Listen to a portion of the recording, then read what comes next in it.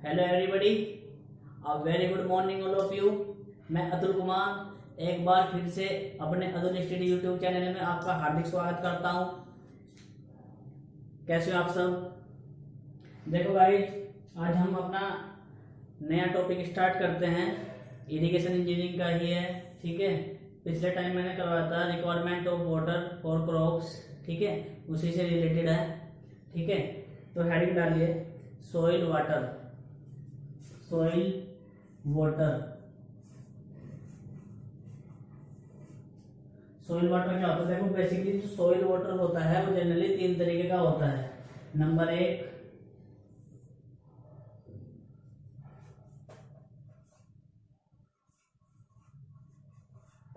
Hygroscopic water. Number दो,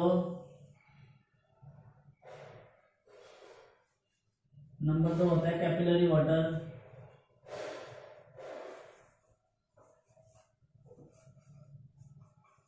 number तीन, gravitational water, ठीक है। कितने तरीके का होता है गाइस? तीन तरीके का होता है, हाइग्रोस्कोपिक वाटर, कैपिलरी वाटर और ग्रेविटेशनल वाटर।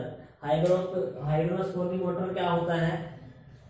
देखो गाइस, मर्दा में इलेक्ट्रॉन की जब कमी हो जाती है, जो मर्दा कण होते हैं, पार्टिकल्स होते हैं छोटे छोटे, जब उनमें इलेक्ट्रॉन की कमी हो जाती है तो कमी होने के कारण विद्युत एवं रासायनिक बल से मर्दा के जो कण होते हैं वो पानी से चिपक जाते हैं, ठीक है, जिससे आसानी से पानी जो है मर्दा से अलग नहीं हो पाता, ठीक है। फिर क्या करते हैं हम उसको 110 डिग्री सेल्सियस यदि मैं उसको टेम्परेचर देता हूं तो वो पानी जब जाके उससे मर्दा से अलग होता है, ठीक है। देने पर पानी क्या हो जाता है? उससे अलग हो जाता है, ठीक है। इसे हम क्या बोलते हैं? हाइग्रोस्कोपिक वाटर बोलते हैं, ठीक है। जनरली यह पानी यूज नहीं किया जाता। यो वाटर जो होता है यो यूज नहीं किया जाता है, ठीक है। समझ में आ गया हाइग्रोस्कोपिक वाटर क्या होता है? नेक्स्ट आता है कैपिलरी वाटर। देखो गाइस, क्या होता है? अणु के आकर्षण के कारण, जो अणु होता है, अणु के आकर्षण के कारण जो पानी बनता है, ठीक है, जो प्रभावित नहीं हो सकता, ठीक है, उसे क्या बोलते हैं? अणु के आकर्षण के कारण जो पानी बनता है उसे कैपिलरी वाटर बोलते हैं। एक तरीके से आकर्षण होता है, धीरे धीरे चढ़ता है, ठीक है, कैपिलरी वाटर की तरह, ठीक है, इसे कैपिलरी वाटर बोलते हैं। और देखो गाइस, जब ये पानी मर्दा से अलग होता है तो बह नहीं सकता, ये पानी बहता नहीं है जब ये मर्दा से अलग हो जाता है, ठीक है। तो गाइस, यह पानी पौधों की वृद्धि के लिए ही बहुत इंपॉर्टेंट होता है। वृद्धि जो होती है पौधों में वो कैपिलरी वाटर के कारण ही होती है, इसलिए ये एक इम्पोर्टेंट वाटर होता है कैपिलरी वाटर, ठीक है। हाँ, अणु के आकर्षण के कारण जो पानी बनता है, ठीक है। एक है ग्रेविटेशनल वाटर। ग्रेविटेशनल वाटर क्या होता है? देखो गाइस, गुरुत्वाकर्षण के प्रभाव से जो पानी मर्दा से प्रभावित नहीं हो सकता, उसे ग्रेविटेशनल वाटर बोलते हैं या फिर स्वतंत्र जल बोलते हैं हिंदी में, ठीक है। और गाइस, यह पानी भी क्या नहीं हो सकता? यूज नहीं किया जा सकता, ठीक है। ओनली कैपिलरी वाटर ही करों के लिए यूज किया जाता है, ठीक है। समझ में आया? पानी तीन तरीके का होता है, ये मैंने आपको समझा दिया अच्छे से, ठीक है। नेक्स्ट हेडिंग डालिए आप। नेक्स्ट डालिए इंपॉर्टेंट टर्म्स ऑफ इरिगेशन।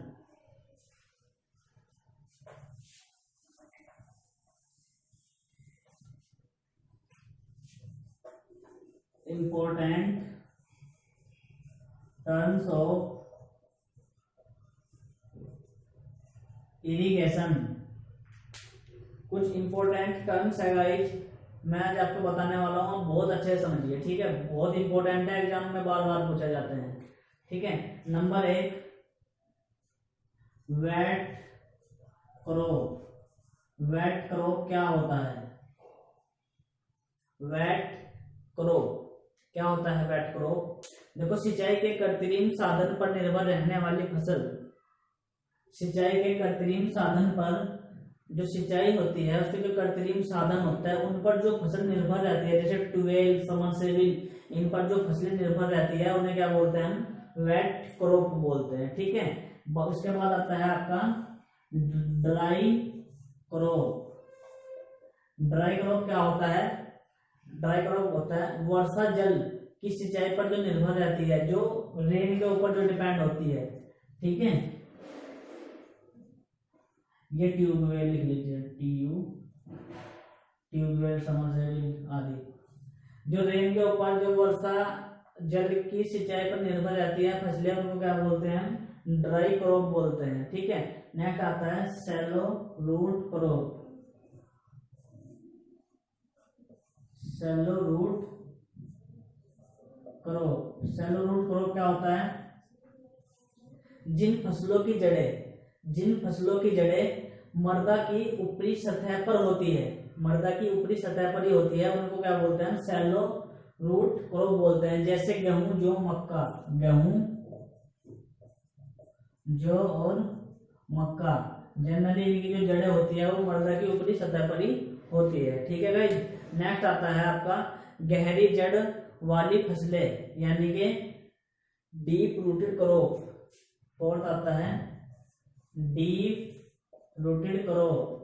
तो गाइस, डीप रूटेड क्रॉप क्या होती हैं? वे फसलें जिनकी जड़ मृदा की ऊपरी परत पर नहीं होती, बहुत ज्यादा गहरी होती है। ठीक है, उनको क्या बोलते हैं? डीप रूटेड क्रॉप बोलते हैं। जैसे अरहर, कपास, जैसे अरहर और कपास। ठीक है, समझ में आ गया गाइस? नेक्स्ट लिखिए मिक्स फलीदार फसलें। नेक्स्ट लिखिए फलीदार फसलें।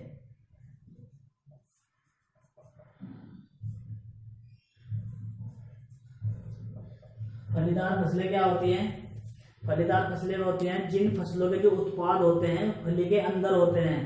ठीक है, उन्हें फलीदार फसलें कहते हैं। जैसे मटर, चना। ठीक है,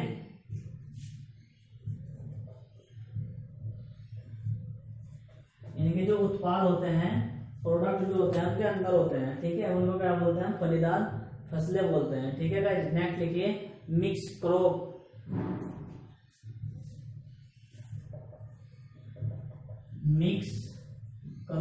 मिक्स क्रॉप क्या होती है? मिश्रित फसलें बोलते हैं हिंदी में। देखो, जब एक ही समय में एक ही खेत में दो या दो से अधिक फसलें एक साथ उगाई जाती है तो उनको हम क्या बोलते हैं? मिक्स क्रॉप बोलते हैं। ठीक है, समझ में आ गया?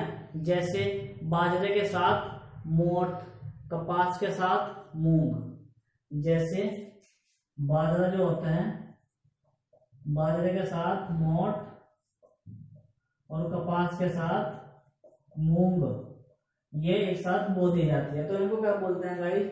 मिक्स क्रॉप बोलते हैं। ठीक है, नेक्स्ट आता है आपका कैश क्रॉप। कैश क्रॉप यानी कि नगदी फसलें।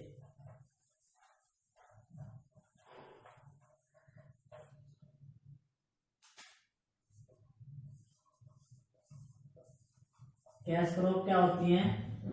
वे क्रॉप जिनको किसान बाजार में बेचकर कुछ कैश लेता है, कुछ धन अर्जित करता है जिन फसलों के थ्रू, तो वे फसलें क्या कहलाती हैं? आपकी कैश क्रॉप कहलाती है। ठीक है, जैसे एग्जाम्पल दो। हाँ, गन्ना, बिल्कुल ठीक है, कपास, तंबाकू आदि इसी श्रेणी में आती है। ठीक है, लिख लोगे जैसे गन्ना, कपास। ठीक है, समझ में आ गया? नेक्स्ट लिखिए रोटेशन क्रॉप। रोटेशन क्रॉप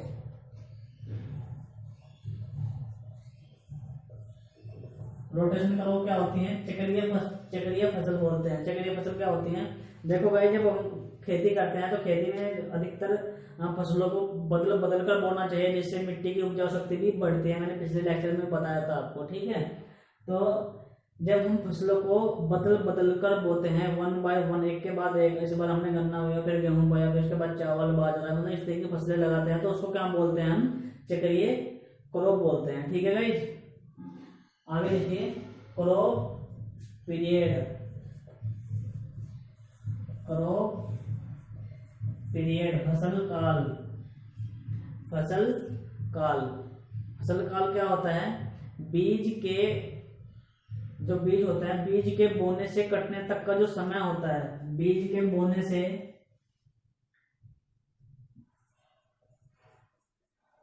कटने तक का जो समय होता है,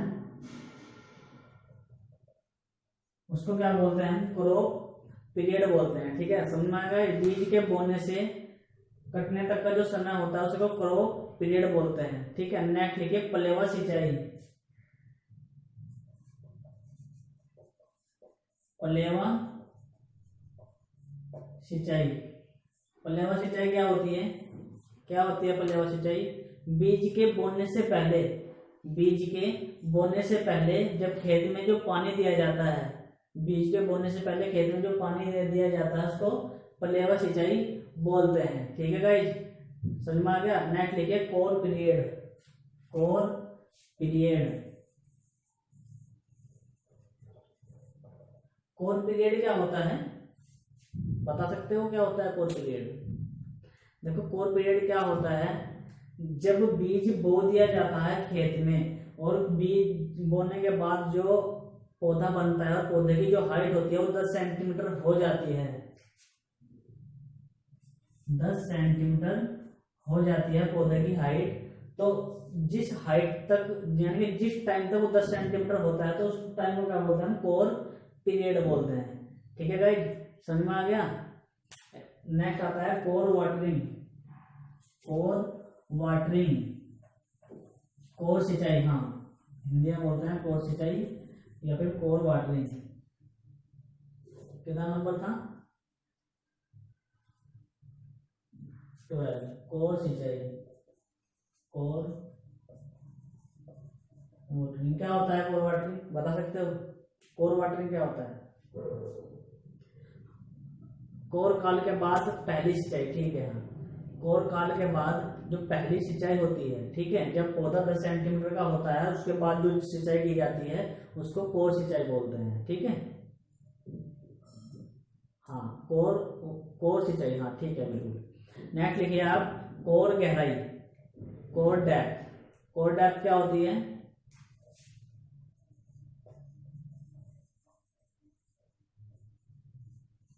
कोर डेप्थ क्या होती है? देखो, जब 10 सेंटीमीटर हो जाते हैं, 10 सेंटीमीटर होने के बाद जो सिंचाई, पहली सिंचाई की जाएगी उसको क्या बोलते हैं, कोर वाटरिंग बोलते हैं। और कोर सिंचाई, जब 10 सेंटीमीटर पौधे की हाइट हो जाने के बाद जो पानी दिया जाता है, कोर वाटरिंग बोलते हैं। कोर वाटरिंग में जिस जो पानी की हाइट होती है, जिस कोर वाटरिंग के थ्रू जो पानी की हाइट होती है उसे क्या बोलते हैं, कोर डेप्थ बोलते हैं। ठीक है, उसको क्या बोलते हैं, कोर डेप्थ बोलते हैं। ठीक है, नेक्स्ट लिखिए, number of watering, number of watering, number of watering. देखो, नंबर ऑफ वाटरिंग क्या होता है, एक ही फसल के लिए जितनी बार पानी दिया जाता है, बीज के बोने से लेकर बीज के कटने तक, फसल के कटने तक, उसके बीच में टाइम, इस टाइम पीरियड में जितनी बार पानी दिया गया है फसलों को, उसको क्या बोलते हैं, फसलों की संख्या बोलते हैं। ठीक है, एक होता है कैपेसिटी फैक्टर। नेक्स्ट लिखिए, कैपेसिटी फैक्टर। कैपेसिटी फैक्टर क्या होता है, जैसे नहर होती है, नहर के पास में जो, देखो क्या होता है, नहर के किसी भी स्थान पर, नहर होती है किसी भी स्थान पर पानी की उपलब्ध मात्रा, पानी की उपलब्ध मात्रा तथा नहर जिसके लिए निर्माण किया गया हो, उनका जो रेशो होता है वो कैपेसिटी फैक्टर कहलाता है। ठीक है, नेक्स्ट लिखिए, time factor, time factor. Time factor क्या होता है गाइस, बता सकते हो टाइम फैक्टर क्या होता है?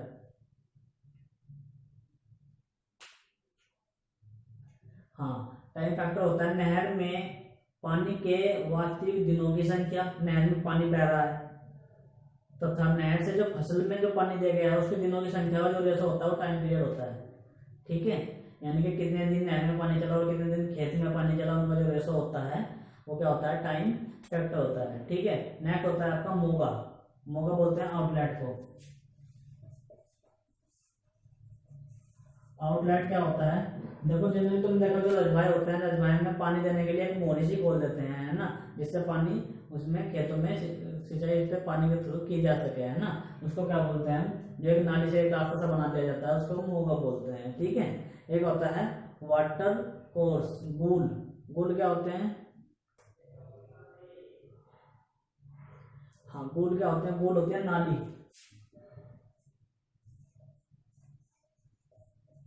गोल किसको बोलते हैं, नाली को, यानी कि जहां पे हमने आउटलेट बनाया था, आउटलेट से खेत तक पानी पहुंचाने के लिए जो रास्ता बना दिया जाता है उसको क्या बोलते हैं, हम गोल बोलते हैं, ठीक है। नेक्स्ट आता है, नेक्स्ट आता है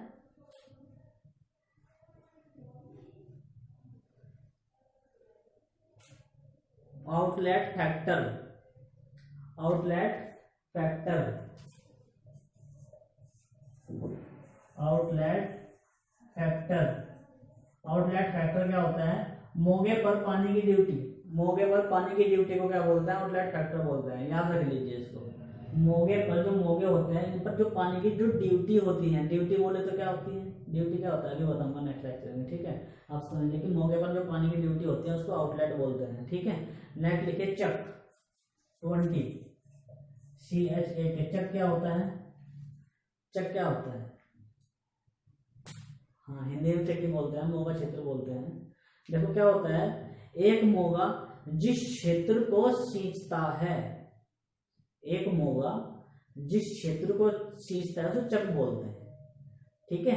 समझ में आ गया। जैसे कि जैसे कि तुमने रजवाया देखा होगा, और रजवाए में तुमने जैसे कि एक मोरी से खोल लेते हैं, ठीक है, वो उसके थ्रू जितना एरिया कवर्ड किया जाता है, जितना एरिया कवर्ड किया जाता है उसको क्या बोलते हैं, हम चक बोलते हैं। उसी एरिया को क्या बोलते हैं, हम चक बोलते हैं, ठीक है।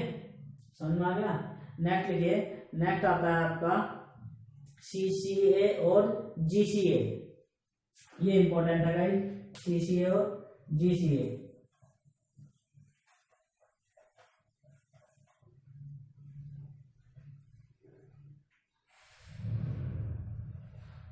हाँ नेक्स्ट लिखिए GCA और CCA।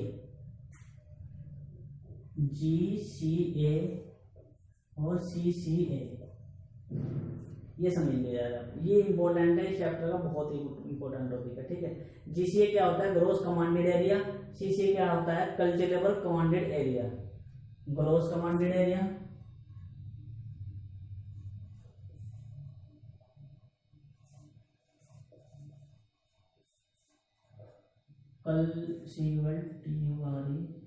Commanded area, gross commanded area और कल्चरेबल कमांडेड एरिया, ठीक है। क्या होते हैं ग्रोस कमांडेड एरिया, देखो वह अधिक से अधिक, ग्रोस कमांडेड एरिया बता रहा हूं, वह अधिक से अधिक क्षेत्र जिसको सुगमता से सिंचाई नहर नियंत्रित कर सकती है, जिसको कोई नहर है वो बड़ी आसानी के साथ सींच सकती है, ग्रोस कमांडेड एरिया कहलाता है, समझ गए। जिसको कोई नहर आसानी के साथ नियंत्रित कर सकती है, कंट्रोल कर सकती है, ग्रोस कमांडेड एरिया कहलाता है, ठीक है। और CCA क्या होता है, कल्चरेबल कमांडेड एरिया क्या होता है, वह क्षेत्र जिसको सिंचाई करने में एक से अधिक नहर सक्षम हो, एक से अधिक, वन मोर देन नहर सक्षम हो, कल्चरेबल कमांडेड एरिया कहलाता है। समझ में आ गया क्या CCA होता है और क्या GCA होता है। GCA में ओनली एक नहर नियंत्रित कंट्रोल करती है और CCA में एक से अधिक नहर कंट्रोल करती है, ठीक है।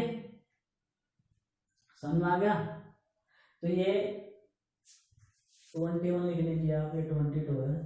तो ये आपके 22 डेफिनेशन थी जो कि बहुत इंपॉर्टेंट थी, बहुत बहुत ज्यादा इंपॉर्टेंट थी एग्जाम पॉइंट ऑफ व्यू से, ठीक है। तो गाइस आप इनको डेफिनेशन को अच्छे से पढ़िए, अच्छे से समझिए, याद कीजिए, ठीक है, आपके बहुत काम आने वाली है, ठीक है। नेक्स्ट आता है आपका पानी की ड्यूटी, डेल्टा, आधार काल, इनमें रिलेशन। हेडिंग डालिए, हेडिंग डालिए आप, ड्यूटी, डेल्टा, ड्यूटी डेल्टा और बेस पीरियड में रिलेशन देखो रिलेशन तो हम थोड़े कुछ देर बाद कराएंगे, मैं नेक्स्ट लेक्चर में कराएंगे रिलेशन। तो सबसे पहले हम समझते हैं कि ड्यूटी क्या होती है, डेल्टा क्या होता है, बेस पीरियड क्या होता है। ठीक है, इनकी डेफिनेशन समझ लेते हैं। देखो सबसे पहले आप हेडिंग डालिए बेस पीरियड। बेस पीरियड होता क्या है, देखो खेत में जो बीज बोते हैं, बीज बोने से पहले प्रथम सिंचाई से लेकर फसल कटने के पहले की सिंचाई के अवधि को आधार काल कहते हैं। समझ में नहीं आया ना? देखो बीज बो दिया हमने खेत में, ठीक है, खेती में हमने क्या करा, बीज बो दिया, बीज बोने के बाद अब हमने सिंचाई की है उसकी, है ना। प्रथम सिंचाई से लेकर काटने से पहले जो सिंचाई की जाती है, ठीक है, बीज बोया, आप जो सिंचाई की, अब काट रहे हैं फसल को, उससे पहले जो सिंचाई की, उस बीच के जो टाइम पीरियड होता है उसको बेस पीरियड बोलते हैं। ठीक है, समझ में आ गया। बात आती है ड्यूटी की। ये ड्यूटी क्या होती है, ड्यूटी क्या होती है, हाँ, इकाई क्यूमेक पानी आधार काल में जितनी भूमि क्षेत्र की सिंचाई करता है। ठीक है, इकाई क्यूमेक पानी आधार काल में जितने क्यूमेक क्षेत्र सिंचाई करता है उसे पानी की ड्यूटी बोलते हैं। ठीक है, जिसे कैपिटल डी से प्रदर्शित किया जाता है। यानी कि बेस पीरियड माने 5 महीना है, 5 महीने के अंदर इकाई क्यूमेक जितने टाइम में वो कवर कर लेगा उसको ड्यूटी बोलते हैं। ठीक है, एक होता है डेल्टा। ये डेल्टा क्या होता है, डेल्टा होता है एक तरीके की डेप्थ होती है, डेप्थ को क्या बोलते हैं, डेल्टा बोलते हैं। ऐसे डेल्टा डी से डिनोट करते हैं, इसको बी से, डी से, ठीक है, इसको बेस पीरियड को बी से, ड्यूटी को डी से और डेल्टा को डेल्टा से डिनोट करते हैं। डेल्टा क्या होता है, एक तरीके से डेप्थ ऑफ वाटर होते हैं। जब हम फसल को पानी देते हैं तो फसल के पानी के दौरान उस पानी की डेप्थ कितनी हुई है ना, गहराई में पानी की, जो खेत में जो पानी की जो गहराई होगी उसको क्या बोलते हैं, हम डेल्टा बोलते हैं। इसको कैपिटल डेल्टा से ही डिनोट किया जाता है। ठीक है गाइस, तो ये अब तक हमने पढ़ा है कुछ इंपॉर्टेंट टर्म्स। ठीक है, इरिगेशन की, रिक्वायरमेंट ऑफ वाटर क्रॉप के लिए। नेक्स्ट लेक्चर में हम रिलेशंस कराएंगे और इसके कुछ न्यूमेरिकल्स कराएंगे, जिससे आपको अच्छे से कवर्ड हो जाएगा। ठीक है गाइज, तो गाइज यदि आपने मेरा चैनल सब्सक्राइब नहीं किया है तो पहले आप मेरे चैनल को सब्सक्राइब कर दीजिए, लाइक और शेयर करना ना भूलें। ठीक है, यदि आपकी कोई प्रॉब्लम आती है तो मुझे आप कमेंट भी कर सकते हैं या फिर मैसेज के थ्रू मुझसे जुड़ भी सकते हैं। ठीक है गाइज, और यदि कोई प्रॉब्लम्स आती है तो हमें डायरेक्ट कॉन्टैक्ट भी कर सकते हैं। ओके, ठीक है, थैंक यू।